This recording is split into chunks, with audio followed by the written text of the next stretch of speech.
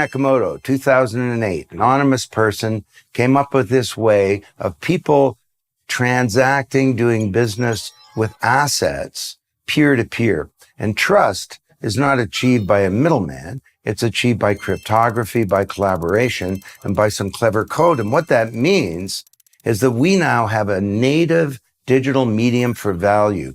It's the underlying blockchain technology. Now people can trust each other and they can transact with anything from money to music to votes to their identities peer-to-peer.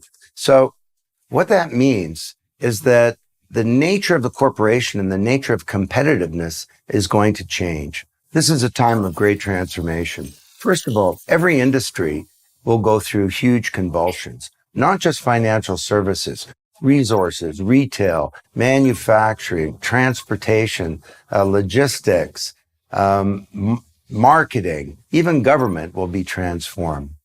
Everyone has a shared network state where they can look real time at everything that's happening. We're going to become more decentralized and they're going to start to look like networks. And business leaders that can figure that out now and take steps now can get the jump. We didn't have broadband. Telephones were connected to the wall with a wire. Today, all of that exists, and we have 6 billion people with a supercomputer in their pocket. They're blockchain ready right now. A lot of them in the developing world don't have a bank account or an identity, but they have a mobile and they can instantly be brought into the financial system. So expect the rate of change to be faster this time around. Bottom line, what should you do now?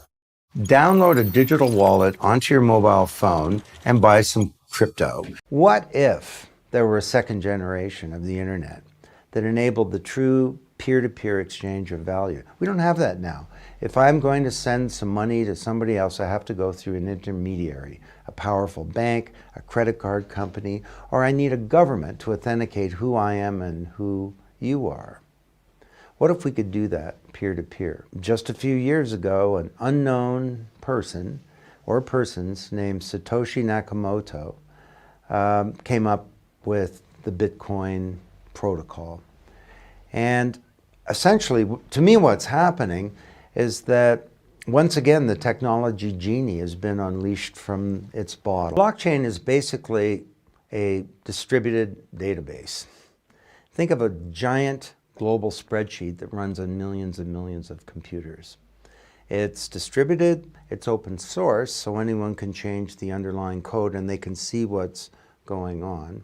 It's truly peer-to-peer. It doesn't require powerful intermediaries to authenticate or to settle transactions. And it uses state-of-the-art cryptography. So if we have a global distributed database that can record the fact that we've done this transaction, what else could it record?